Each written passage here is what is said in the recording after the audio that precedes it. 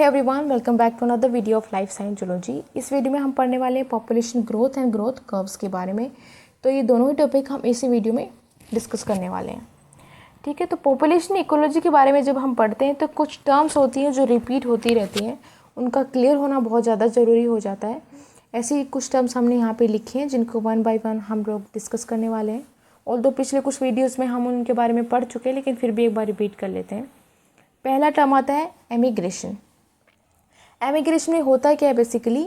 Emigration means an animal leaves its home because the habitat is no longer ideal for them and they need to find a more suitable habitat और environment. ठीक है, for example एक animal है और किसी particular habitat में रह रहा है, लेकिन अब उस हैबिटेट में उसके लिए फूड अवेलेबल नहीं है, या रिसोर्सेज अवेलेबल नहीं है, या इन्वायरमेंटल कंडीशन उसके लिए फेवरेबल नहीं है, तो उस एनिमल के लिए मुश्किल हो जाता है वहाँ पे सरवाइव करना।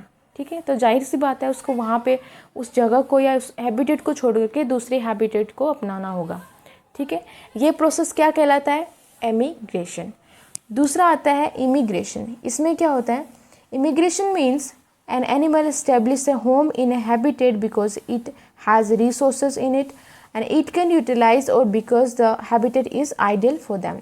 ठीक है, अब दूसरा ऐसा हैबिटेट जिसमें उस पर्टिकुलर ऑर्गेनिज्म के लिए या एनिमल के लिए फूड भी अवेलेबल है, रिसोर्सेज भी हैं और इन्वायरमेंटल कंडीशन भी उसके लिए फेवरेबल है। ठीक है, तो वो जाहिर सी बात है वहीं पे इस्टेब्लिश करेगा। ठीक है, अब उस इस्टेब्लिशमेंट को हमने क्या बोला? इमिग्रेशन। ऑल्दो दोनों में ही क्या है, मूवमेंट हो रहा है एनिमल्स का। ठीक है, तो एमिग्रेशन और इमिग्रेशन में ये डिफरेंस है। तीसरा आता है माइग्रेशन। माइग्रेशन में क्या होता है? Migration is the large scale movement of the member of a species to a different environment. ठीक है, इसमें क्या होता है, मान आपने कभी कभी देखा होगा कि एक बर्ड का बहुत बड़ा सा झुंड एक जगह को छोड़ करके दूसरी कंट्री तक चला जाता है। क्यों जाता है? उसके पीछे रीज़न होता है कि उस पर्टिकुलर इन्वायरमेंट में उनको रिप्रोडक्शन करना होता है। ठीक है, या फिर उनको वहाँ पे फूड रिसोर्सेज अवेलेबल हो रहे होते हैं, तो इसके पीछे रीजंस होते हैं। ठीक है, तो ये जो मूवमेंट है एक जगह से छोड़ करके दूसरी जगह में जाना बहुत लार्ज स्केल में, इसको हमने क्या बोला? माइग्रेशन। तो ये जो माइग्रेशन होता है ये एक नेचुरल बिहेवियर होता है। ठीक है, नेक्स्ट है कैरिंग कैपेसिटी। इसको हमने कैसे डिनोट किया है? The carrying capacity of an environment is the maximum population size of a biological species that can be sustain in that specific environment given the food, habitat, water and other resources available। अब carrying capacity से हम क्या समझते हैं कि एक बार में एक इन्वायरमेंट कितने नंबर ऑफ इंडिविजुअल्स को सपोर्ट कर सकता है। ठीक है, मान लीजिए एक इन्वायरमेंट की कैरिंग कैपेसिटी 100 है, वो एक बार में 100 लोगों को जो है सपोर्ट कर सकता है। बियॉन्ड अगर 100 चला गया, मान लीजिए 150 अगर हो गई पॉपुलेशन, तो इन्वायरमेंट के लिए पॉसिबल नहीं है कि वो उनको सपोर्ट कर पाए, क्योंकि रिसोर्सेज जो अवेलेबल हैं वो लिमिटेड अमाउंट में है। ठीक है, इन्वायरमेंट में जो रिसोर्सेज होते हैं वो लिमिटेड होते हैं। ठीक है, तो उस इन्वायरमेंट की कितनी कैरिंग कैपेसिटी हो गई? 100। उससे ज़्यादा के इंडिविजुअल अगर हो गए तो वो उसको सपोर्ट नहीं कर पाएगा, तो वो हो गई उसकी कैरिंग कैपेसिटी। नेक्स्ट है एक्सपोनेंट। क्या होता है exponent? When the resources availability is unlimited in the habitat the population of N organisms living in the habitat grows in an exponential fashion. अब जब इन्वायरमेंट में रिसोर्सेज जो होते हैं वो बहुत ज़्यादा मात्रा में अवेलेबल होते हैं, तो पॉपुलेशन क्या है, बहुत तेज़ी से ग्रो करती है। ठीक है, वो क्या होता है? Exponential growth. ठीक है, तो एक्सपोनेंट का मतलब वही है कि जब इन्वायरमेंट में बहुत ज़्यादा मात्रा में रिसोर्सेज अवेलेबल है तो जो पॉपुलेशन है बहुत तेज़ी से ग्रो करती है। Next is exponential growth. A population show exponential growth if all member have abundant resources availability. ठीक है, तो हमने ये पहले डिस्कस किया था कि अगर एक इन्वायरमेंट में बहुत ज़्यादा मात्रा में रिसोर्स अवेलेबल होंगे तो जो पॉपुलेशन की ग्रोथ है वो बहुत तेज़ी से बढ़ना शुरू हो जाती है। ठीक है, next is they are free to reproduce as because the resources बहुत ज़्यादा मात्रा में अवेलेबल हैं, तो जो रिप्रोडक्शन है वो भी बहुत तेज़ी से होना शुरू हो जाता है। ठीक है, it is also known as geometric growth. इसको ज्योमेट्रिक ग्रोथ भी बोला जाता है। In nature, population may grow exponentially for some period of time, but they will be ultimately limited by resources availability. अब ऐसा नहीं है कि रिसोर्सेज बहुत ज़्यादा मात्रा में अवेलेबल हैं तो इसका मतलब पॉपुलेशन है वो जो ग्रो ही करती रहेगी, ऐसा नहीं होगा। वो कुछ टाइम के लिए एक्सपोनेंशियल ग्रोथ करेगी, बहुत तेज़ी से बढ़ेगी, लेकिन एक टाइम के बाद में जब रिसोर्सेज ख़त्म हो जाएंगे या कम हो जाएंगे तो वापस से उसकी जो ग्रोथ है कम हो जाएगी या एक स्टेबल हो जाएगी, ठीक है। ऐसा नहीं होगा कि वो बढ़ती ही चली जाएगी। Formula used to express exponential growth is dn/dt is equal to Rn, where n stand for population size and R stand for intrinsic rate of natural increase।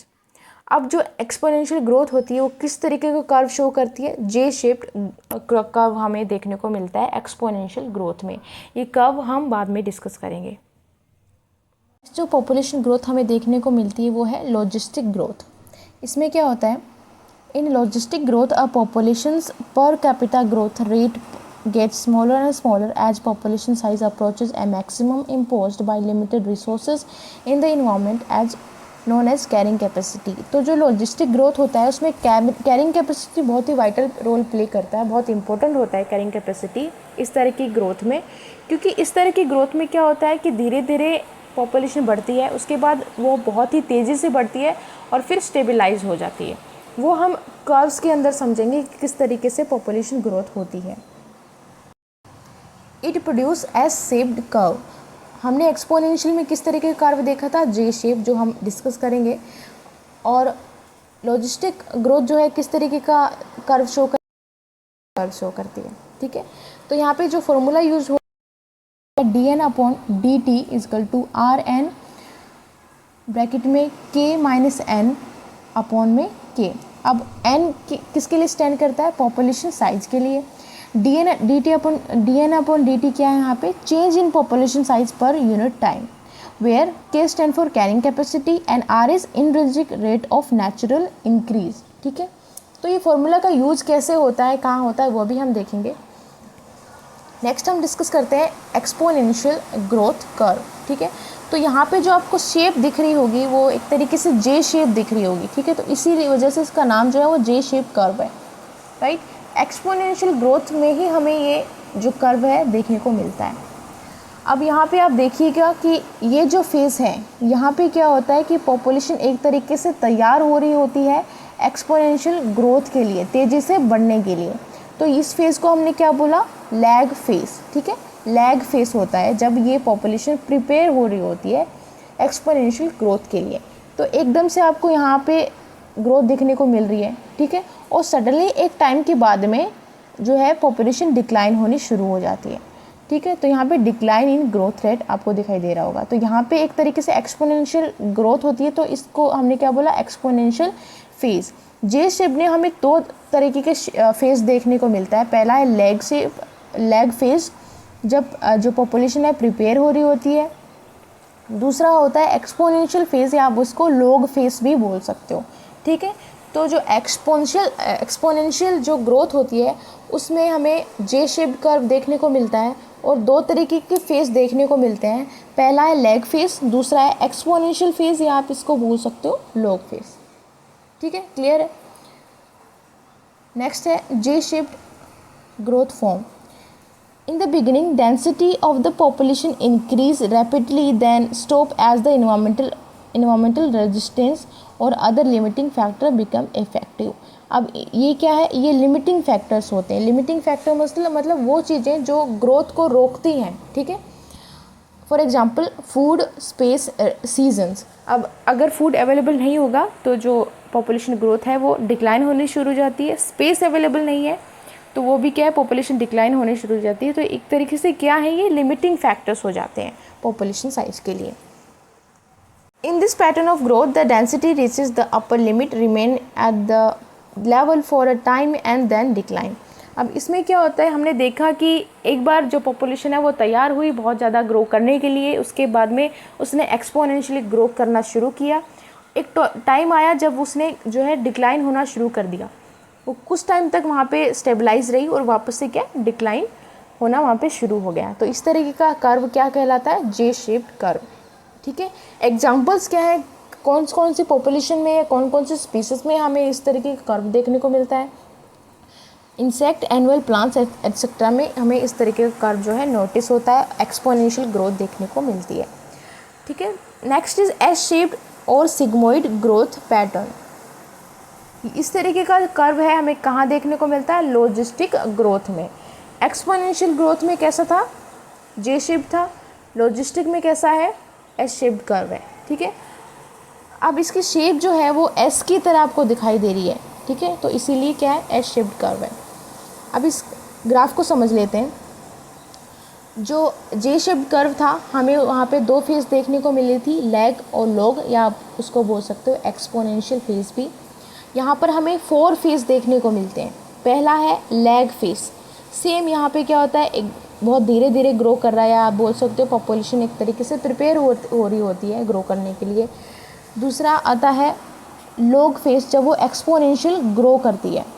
एक टाइम पे के बाद में क्या होता है वो स्टेबलाइज होने लग जाती है। वो पॉइंट जहाँ से वो स्टेबलाइज होना शुरू करती है, यहाँ पे आपको जो स्टेबलाइजेशन दिख रहा होगा। ठीक है, ये है कैरिंग कैपेसिटी। इसके बियॉन्ड पॉपुलेशन नहीं जा सकती, एज बिकॉज जो रिसोर्सेज जो होते हैं वो लिमिटेड अमाउंट में अवेलेबल हैं। ठीक है, तो यहाँ पे जो होता है एक स्टेशनरी फेज़ आ जाता है। कितने फेज़ हमें यहाँ पे देखने को मिली, पहला है लैग फेज़, दूसरा है लॉग फेज़ और एक्सपोनेंशियल फेज़, तीसरा है डिमिनिशिंग ग्रोथ फेज़, चौथा है स्टेशनरी फेज़। ठीक है, तो ये कैरिंग कैपेसिटी है, इसके बियॉन्ड पॉपुलेशन नहीं जा रही है, तो यहाँ पे स्टेबल इक्विलिब्रियम जो है स्टेब्लिश हो गया है।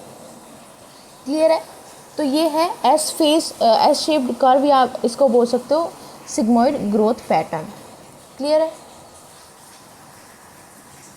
In sigmoid form of growth pattern, the population after occupying a favorable area increases slowly at first, that is positive acceleration phase, then more rapidly or logarithmic phase, and finally slow down as the environmental resistance increases. ठीक है, तो जैसे ही limiting factor की वजह से क्या होता है, जो ग्रोथ है वो वापस से डिक्लाइन होना शुरू हो जाती है। यहाँ पे पॉपुलेशन प्रिपेयर हो रही है, यहाँ पे एकदम से हमें एक्सपोनेंशियल ग्रोथ देखने को मिलता है। इस पॉइंट पे क्या होता है, स्टेबलाइजेशन होना शुरू हो जाता है, और यहाँ पे जो है स्टेशनरी फेज आ जाता है। ठीक है, तो ये है एस शेप या sigmoid growth pattern. Next is difference between exponential and logistic growth curve. अब इनमें डिफरेंस क्या होता है वो हम देख लेते हैं। एक्सपोनेंशियल ग्रोथ में क्या होता है, it occurs when resources are abundant. ठीक है, तो ये एक तरीके से बहुत तेज़ी से बढ़ती है। क्यों बढ़ती है, क्योंकि इन्वायरमेंट में क्या है, रिसोर्सेज बहुत ही अबंडेंट होते हैं, बहुत ज़्यादा मात्रा में अवेलेबल होते हैं। लॉजिस्टिक ग्रोथ में क्या होता है, it occur when resources are limited. ठीक है, तो ये लिमिटेड रिसोर्सेज जब अवेलेबल होते हैं इन्वायरमेंट में तब हमें देखने को मिलती है। ये एक डिफरेंस है। दूसरा है population passes well beyond the carrying capacity of the ecosystem. ये कैरिंग कैपेसिटी को पार कर जाती है, बियॉन्ड द कैरिंग कैपेसिटी चली जाती है एक्सपोनेंशियल ग्रोथ। लेकिन वहीं पे लॉजिस्टिक ग्रोथ में क्या होता है, population doesn't grow beyond the carrying capacity of the ecosystem. ठीक है। Third is it produce J shaped curve. ठीक है, हमें इसमें जे शेप कर्व देखने को मिलता है किसमें, एक्सपोनेंशियल ग्रोथ में। वहीं पे it produce S shaped curve. जो लॉजिस्टिक ग्रोथ होती है उसमें किस तरीके का कर्व हमें देखने को मिलता है, एस शेप्ड कर्व। ठीक है। नेक्स्ट इज ए स्टेशनरी और stable phase is seldom achieved. Exponential growth में हमें स्टेशनरी और स्टेबल फेज जो होता है वो कभी कभी ही देखने को मिलेगा। ठीक है, लेकिन लॉजिस्टिक ग्रोथ में क्या होता है, ए स्टेशनरी और स्टेबल फेज इज अचीव्ड। इसमें हम जो फेज है स्टेशनरी फेज वो क्या अचीव हो जाता है हमको। ठीक है। Fifth is it has two phase, lag and log. हमें दो फेज देखने को मिली थे एक्सपोनेंशियल ग्रोथ में, आप बोल सकते हो जे शेप कर्व में दो तरीके के फेज हमने देखे थे, लैग एंड लॉग। वहीं पे जो लॉजिस्टिक ग्रोथ होती है जिसमें कि एस शेप्ड कर्व बनता है, वहाँ पे हमें चार तरीके के फेज देखने को मिले थे। पहला था लैग, दूसरा था लॉग, ठीक है, तीसरा था diminishing and third is steady, या आप बोल सकते हो स्टेशनरी फेज। ठीक है, तो चार तरीके के फेज हमने देखे थे एस शेप्ड कर्व में। ठीक है। Last one is it occur in fewer organisms like lemmings, algae, blooms etcetera. ठीक है, तो ये कुछ ऑर्गेनिजम्स में हमको देखने को मिलता है एक्सपोनेंशियल ग्रोथ। दूसरा है इट इज़ मोर कॉमन, ये ज़्यादा कॉमन है as compare to exponential growth, ठीक है। और जो लॉजिस्टिक ग्रोथ है वो बहुत ज़्यादा कॉमन है। ये हमें कहाँ देखने को मिलता है, member of wild life used जो कि क्या है, माइक्रोस्कोपिक फंगस है। इन सब में हमें देखने को मिलता है किस तरह की ग्रोथ, लॉजिस्टिक ग्रोथ, यानी कि एस शेप कर्व, ठीक है। तो इस वीडियो में हमने एक्सपोनेंशियल ग्रोथ, लॉजिस्टिक ग्रोथ पढ़ा और हमने कर्व्स के बारे में पढ़ा है, ठीक है। तो पॉपुलेशन इकोलॉजी को हम लोग जारी रखेंगे। इस वीडियो में इतना ही। Till then stay tune. Thank you so much for watching.